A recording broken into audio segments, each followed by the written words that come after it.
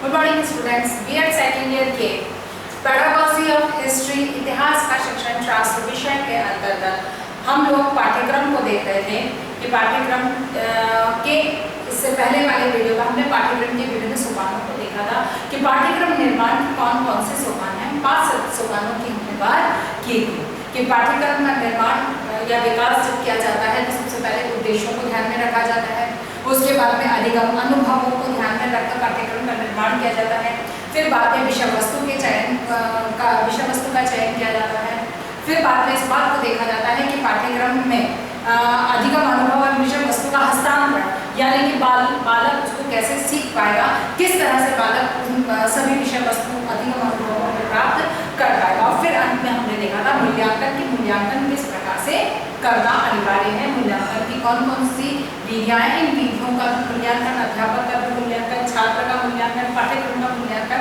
यानी कि सभी का, क्योंकि मूल्यांकन एक समग्र प्रक्रिया है, इसीलिए मूल्यांकन किस तरह से किया जाना चाहिए या किस तरह का होना चाहिए जो कि अपने लक्ष्य या उद्देश्य की प्राप्ति का पता चल सके। कहने का मतलब ये है कि हमने अब तक पाठ्यक्रम निर्माण के सोपानों को देखा था। अब बात आती है कि जब पाठ्यक्रम निर्माण के सोपान हमने देखा जिसमें विषय वस्तु का चयन, अधिगम अनुभवों का चयन, हस्तांतरण की प्रक्रिया, मूल्यांकन आदि, लक्ष्य उद्देश्य, जब इन सब की बात आती है तो फिर प्रश्न उठता है कि इनका संगठन कैसे किया जाए, क्योंकि पाठ्यक्रम का संगठन करना, क्योंकि हर उद्देश्य, हर सोपान को ध्यान में रखना, हर सिद्धांत को ध्यान में रखना, जो हम इससे पहले सिद्धांतों को भी देख चुके हैं, तो सिद्धांत, सोपान आदि के आधार पर जब पाठ्यक्रम निर्माण की बात करते हैं तो फिर इसके संगठन की बात आती है कि किस तरह से हर चीजों का संकलन या संगठन किया जा सकता है। तो आज हम इसी के बारे में अध्ययन करेंगे कि इतिहास पाठ्यक्रम संगठन के विभिन्न उपागम।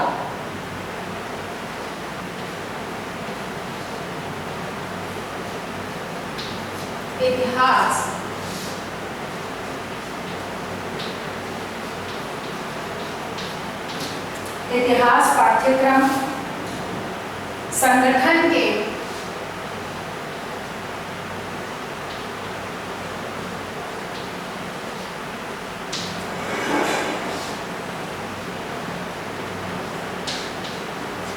उपागम।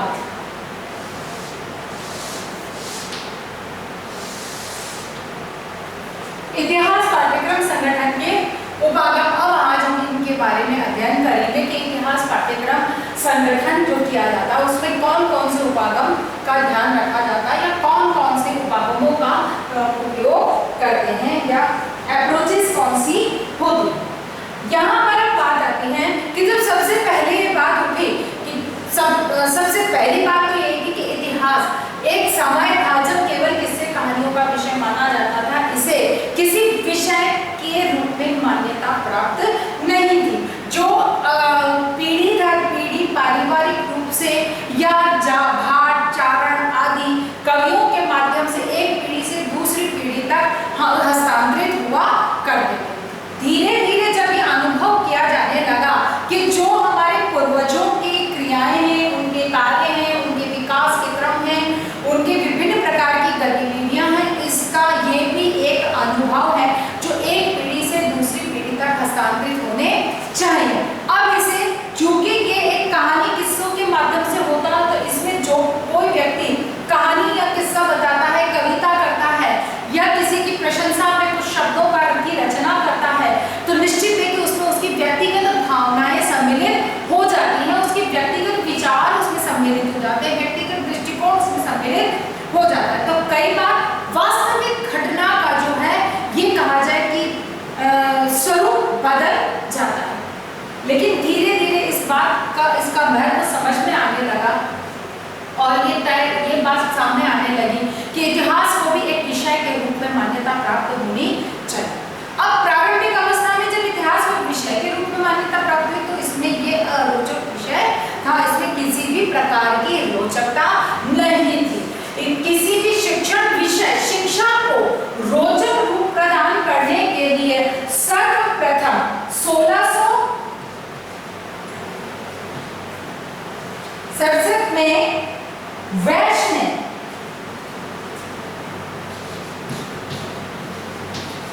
वेल्स ने 1676 में वेल्स ने सबसे पहले शिक्षा को रोचक बनाने के लिए विभिन्न उपागमों के बारे में चिंतन किया, विचार किया और इनके बारे में एक विचार, यूं कहा जाए कि समाज में एक चिंगारी छोड़ी कि ऐसा कुछ हो सकता है जिसकी वजह से शिक्षा को रोचक रूप प्रदान किया जा सकता है। इसी के बाद रूसो ने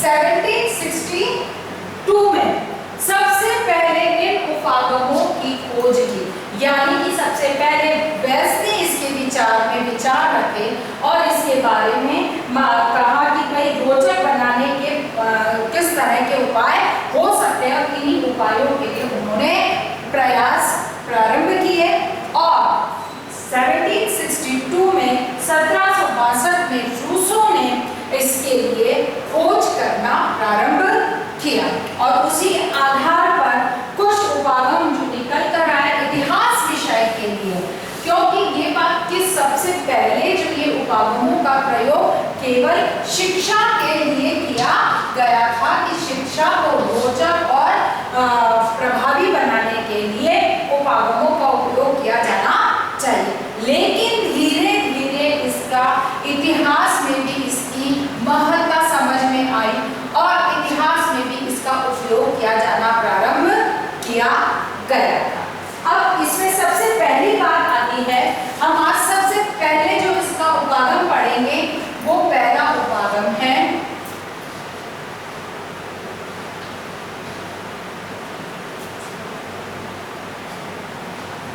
संकेंद्रीय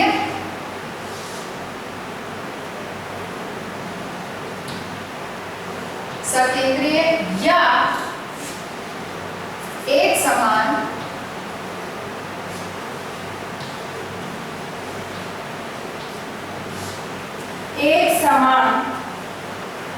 केंद्रीय उपागम।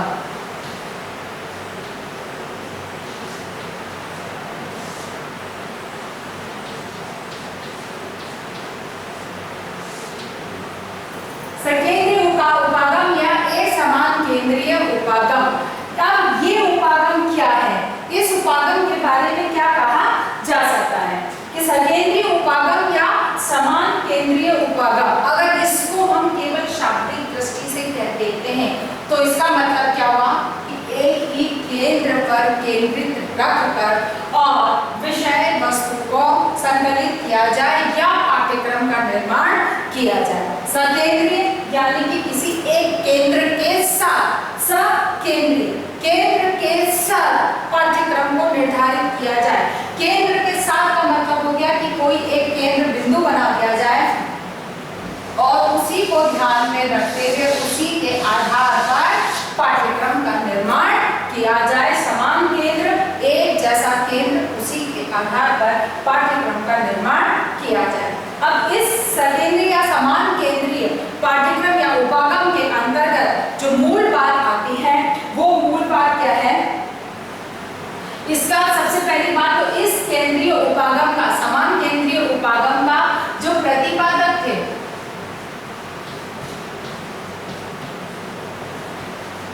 वो थे पेस्टोलॉजी।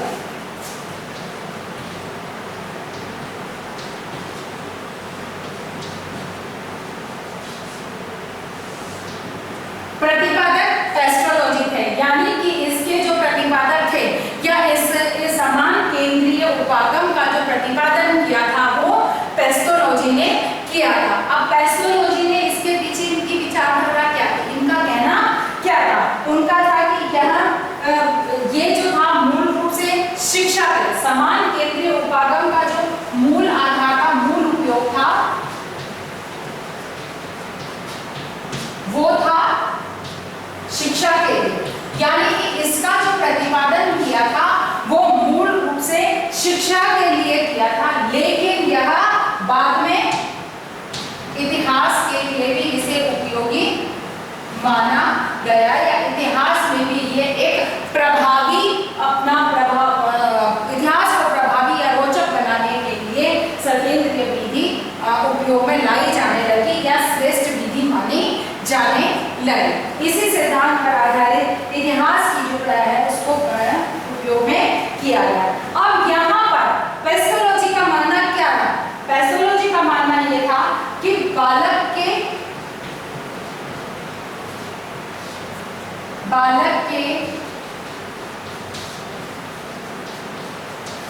विकास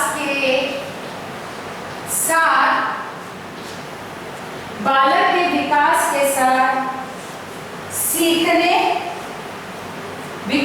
बालक के विकास के साथ साथ या बालक विकास के साथ साथ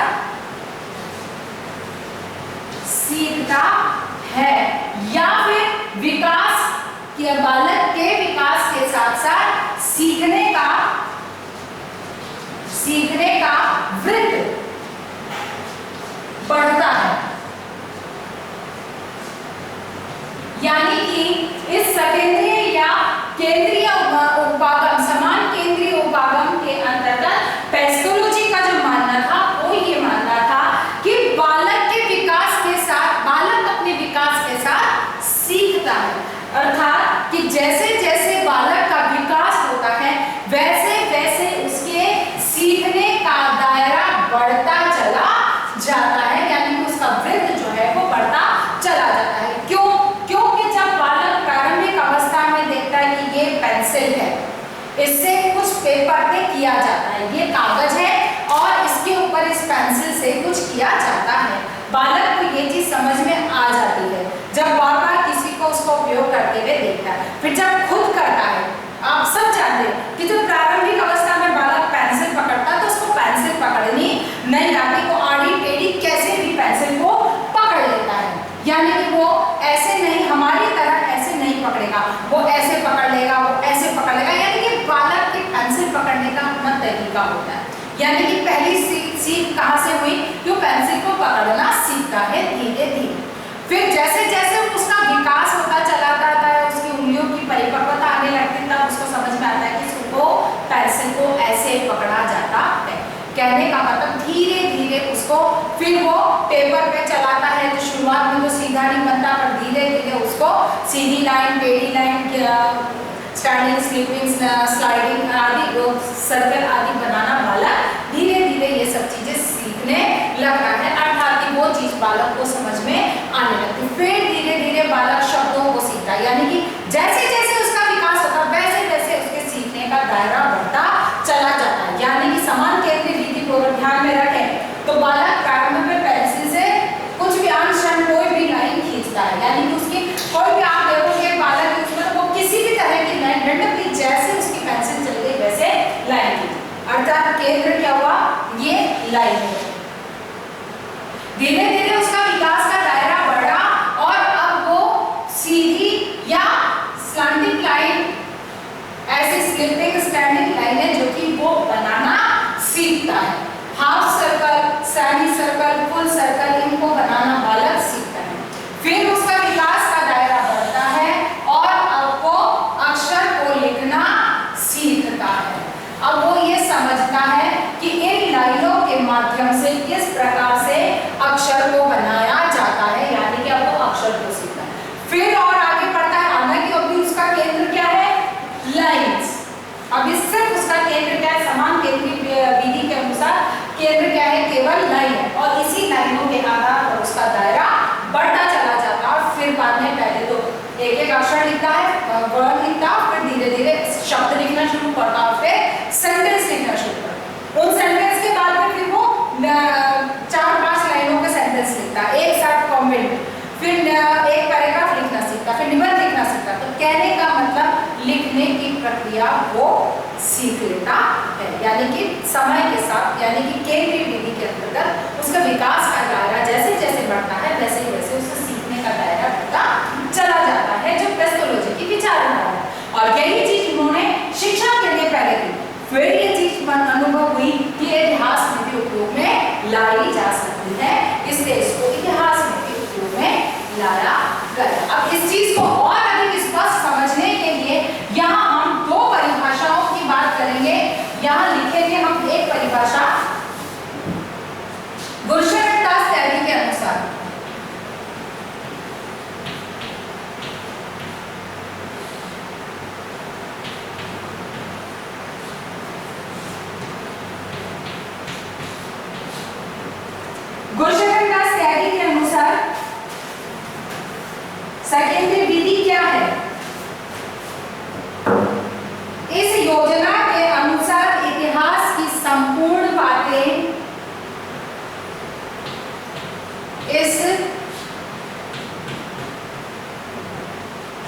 योजना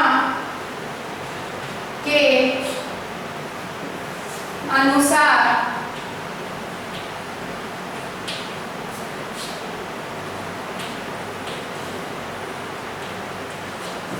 इतिहास की संपूर्ण बातें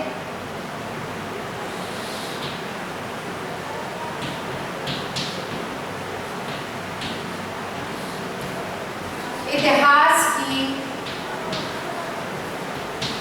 संपूर्ण बातें प्रत्येक वर्ष पढ़ाई जाती है। प्रत्येक वर्ष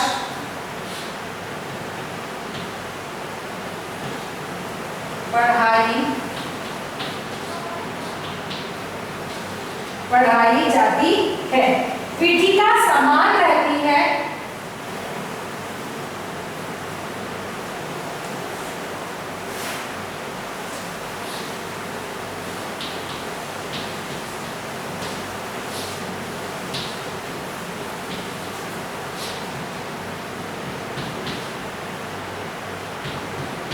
पीठिका समान रहती है, अर्थात यदि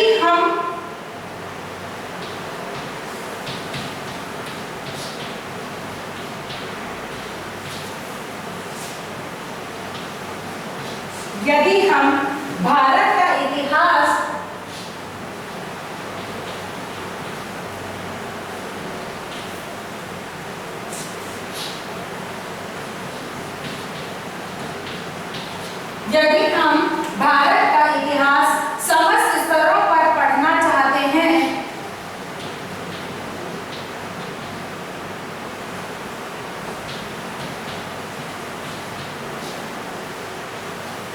पर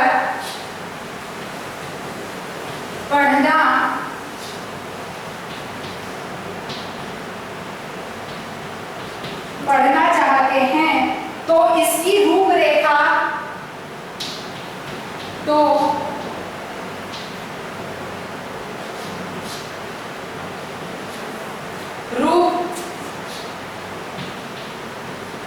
रूपरेखा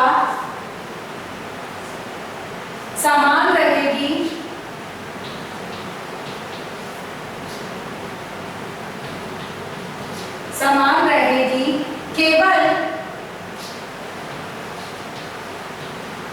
केवल पाठ्यचर्या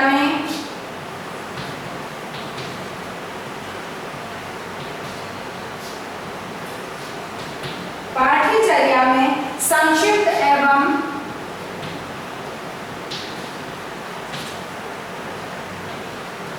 एवं विस्तृत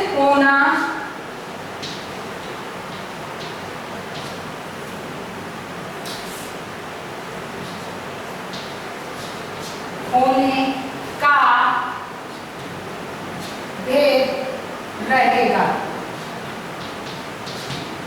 ठीक है, अगर हम गुरशरण दास त्यागी की इस परिभाषा के अनुसार हम समझना चाहें कि समान केंद्रीय या सकेंद्रीय विधि का क्या अर्थ है या इस विधि में क्या है, तो इसको समझिए कि इस योजना के अनुसार, यानी कि इस सकेंद्रीय योजना के अनुसार इतिहास की संपूर्ण बातें प्रत्येक वर्ष पढ़ाई जाती हैं।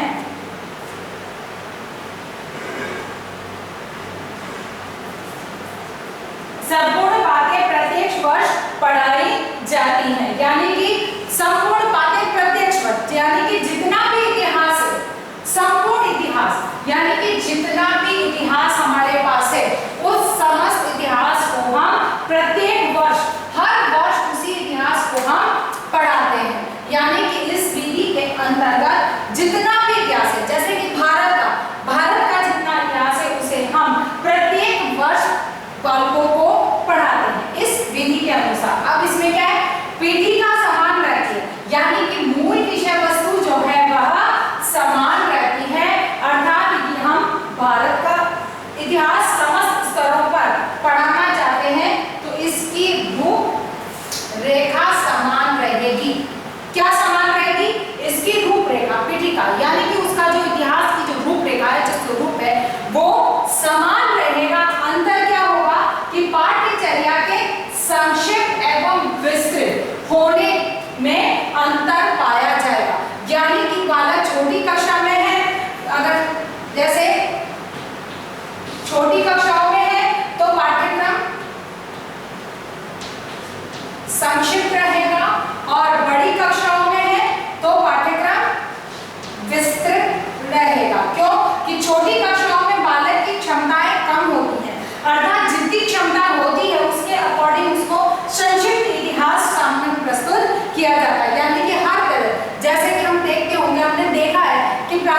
जैसे कक्षा 6 में इतिहास अगर उसमें सम्मिलित किया गया है तो विषय पाठ्यक्रम के अंतर्गत तो उसमें बहुत संक्षिप्त इतिहास होता है, एक संक्षिप्त सी जानकारी होती है कि अतीत का इतिहास यानी कि अतीत में क्या था, तो उस चीज को एकदम शॉर्ट में छोटा छोटा बालक को दिया जाता है। फिर जैसे जैसे कक्षा बढ़ती है बालक की उसी अतीत के इतिहास का विस्तार स्वरूप उस बालक के सामने प्रस्तुत किया जाता है। कहने का मतलब कि एक प्रारंभिक अवस्था में बालक को उसकी योग्यता यानी कि वो जितना समझ सकता है उसी के अनुकूल संक्षिप्त विषय वस्तु दी जाती है, और फिर जैसे जैसे वो बड़ा होता है उसकी समझ का दायरा बढ़ता है क्योंकि उसके पास अनुभव एकत्रित होने लगते हैं।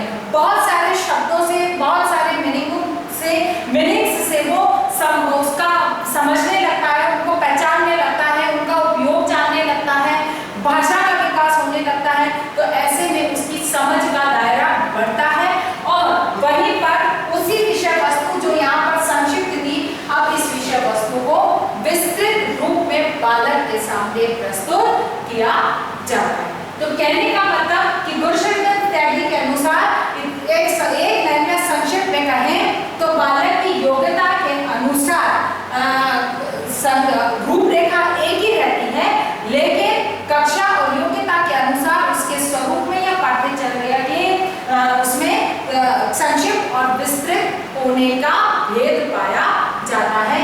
इसी को हम संकेंद्रीय विधि कह सकते हैं, कहते हैं। इसी तरह की श्रीमती देविका त्रिवेदी ने भी परिभाषा प्रस्तुत की है। देविका तिवारी ने भी परिभाषा प्रस्तुत की है, वो बहुत बड़ी है। उसके अनुसार भी यही है कि पाठ्यक्रम की जो रूपरेखा है वो एक ही रहेगी, समान रहेगी, लेकिन कक्षाओं के स्तर के अनुसार बालक की योग्यता और क्षमताओं के अनुसार उसमें संक्षिप्त और विस्तृतता का भेद पाया जाता है। इसे ही सकेंद्रीय विधि या समान केंद्रित विधि कहा जाता है। अब अगली बात जो आती है यहाँ पर वो इस विधि की समीक्षा या इसकी आलोचनात्मक समीक्षा है ना।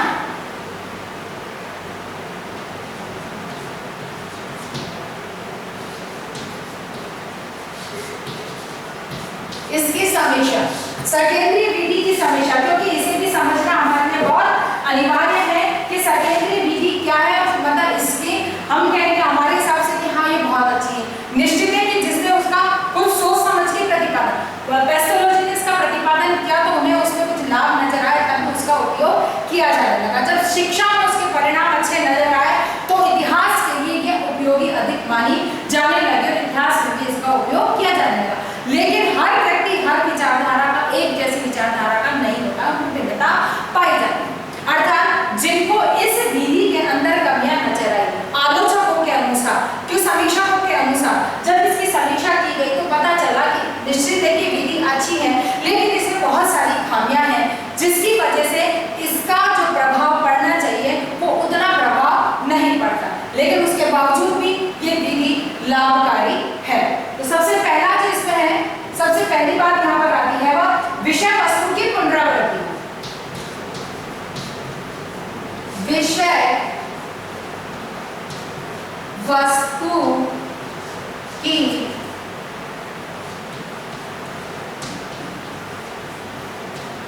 पुनरावृत्ति, यानी कि इसके अंतर्गत विषय वस्तु बार बार दोहराई जाती है। जैसे हमने देखा कि कक्षा 6 में बालक को अतीत का इतिहास पढ़ाया जाता है। अब इस अतीत के अंदर जितने भी विषय वस्तु है उसको यहाँ पर संक्षिप्त रूप में प्रस्तुत किया गया कि बालक इतना समझ सकता था। धीरे धीरे कक्षा 9, 8, 9 में आते आते उसका दायरा बढ़ा तो इसी चीज को और अधिक विस्तृत रूप में प्रस्तुत किया जाने लगा, यानी कि यही विषय वस्तु दोबारा रिपीट हुई। 10वीं 12वीं में जाकर ये दोबारा रिपीट हुई, BA में जाकर ये दोबारा रिपीट हुई, यानी कि एक ही चीज विषय वस्तु की पुनरावृत्ति बार बार इसके अंतर्गत देखी जाती है। दूसरी बात यहाँ पर आ जाती है रोचकता का अभाव।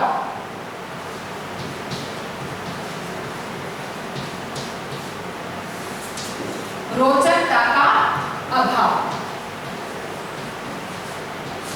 कि रोचकता का अभाव, कि इसमें रोचकता है या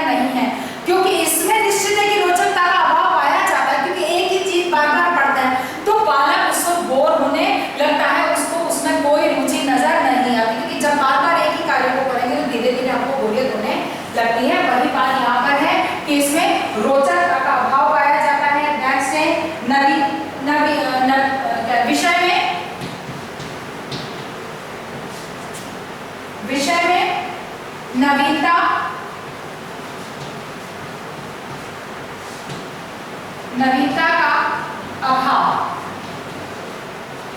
यानी कि इसमें नवीनता का अभाव पाया जाता है, क्योंकि विषय वस्तु वही है, उसी विषय वस्तु को बार बार रिपीट किया जाता है, जिसकी वजह से कुछ एक नवीनता, क्योंकि एक जैसी चीज पढ़ते पढ़ते, एक जैसा कार्य करते करते हर कोई बोर हो जाता है। आपने बच्चों को देखा होगा कि आपने खिलौना किया, एक खिलौना बड़े शौक से बालक लाया, लेकिन वो 15 मिनट 10-20 मिनट आधा घंटा 1 घंटा या 1 दिन से ज्यादा उससे नहीं खेलता, फिर उसको एक कोने में पटक देता, फिर दूसरा खिलौना। क्यों? कि उसको एक नवीनता, एक मानव प्रकृति है, प्रकृति का भी नियम है कि परिवर्तन प्रकृति का नियम है। तो निश्चित है कि एक ही जैसी चीज जब प्रकृति परिवर्तन को स्वीकार करती है, तो फिर यहाँ पर आप एक ही जैसी विषय वस्तु बार बार पढ़ाएंगे, तो आप ये बताइए कि किसको उसमें रुचि उत्पन्न होगी। इसीलिए इसमें नवीनता का अभाव पाया जाता है। नेक्स्ट बात आती है, एक ही काल पर ध्यान केंद्रित रहता है। एक ही काल पर ध्यान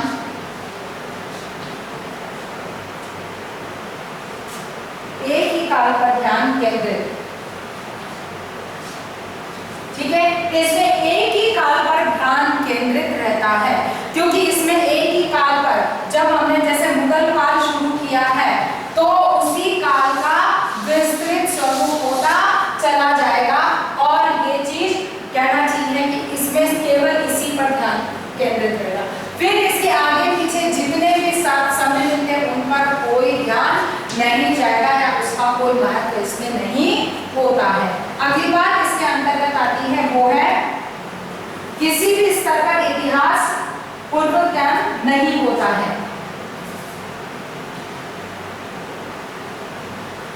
पूर्व ज्ञान का अभाव, निश्चित है कि पूर्व ज्ञान का अभाव यहाँ पर पाया जाता है। अब वो कैसे? क्योंकि पूर्व ज्ञान का अभाव कैसे होता है? हम कहते हैं कि हमारे पास पूर्व ज्ञान होना चाहिए। वो पूर्व ज्ञान कौन सा होता है? कि जब हम पहले कुछ पढ़ चुके, जब उसी चीज को दोबारा रिपीट कर रहे हो, तो उससे भिन्न विषय वस्तु और भिन्न जानकारी बालक के पास कहाँ से आएगी, भिन्न ज्ञान कहाँ से आएगा। जब हम मुगल काल भी पढ़ रहे हैं और दोबारा मुगल काल शुरू करना है, या दोबारा मुगल काल, जैसे कक्षा 6 में मुगल काल पढ़ा, 7 में भी वही पढ़ा, 8 में भी वही पढ़ा, तो फिर पूर्व ज्ञान आया कहाँ से? कहाँ से बालक अन्य किसी दूसरी जानकारी को लेकर आएगा, या ज्ञान उसको होगा कि जिससे उसका पूर्व ज्ञान का निर्माण हो सके, अर्थात उसी ज्ञान को दोबारा रिपीट किया जा रहा है। अगली बात इसके अंतर्गत आती है, वो आती है अमनोवैज्ञानिक।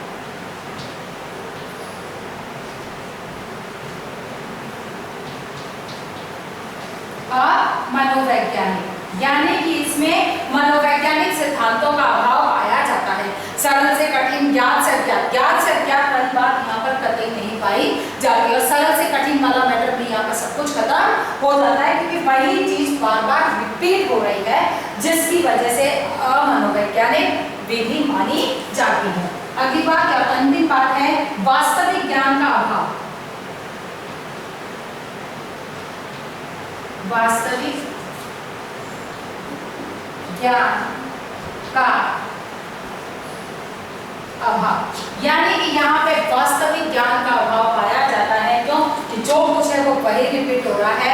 अनुभव या वास्तविक ज्ञान कब होता है? जब दूसरे भी सोर्सेस या दूसरे भी तथ्य बालक के सामने आए, तभी वह वास्तविकता तक पहुंचता है, सत्यता तक पहुंचता है। अन्यथा एक ही चीज को लेकर बार बार रिपीट किया जाता है, तो वो वास्तविकता का अभाव इसके अंतर्गत पाया जाता है। आशा करती हूँ कि ये सत्येंद्रिय विधि जो हमारे इसमें प्रथम थी, ये आपको समझ में आई होगी कि सत्येंद्रिय विधि क्या है। इसके आधार पर पहला उपागम है, अभी और उपागम है जिनको अलग नेक्स्ट वीडियोस में कंटिन्यू करते चले जाएंगे। इस आधार पर आपको एक होमवर्क करना है।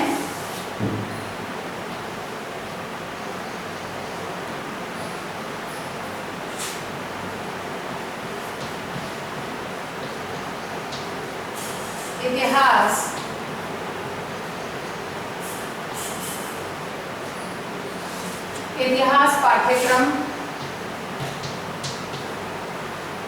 संगठन की संकेंद्रीय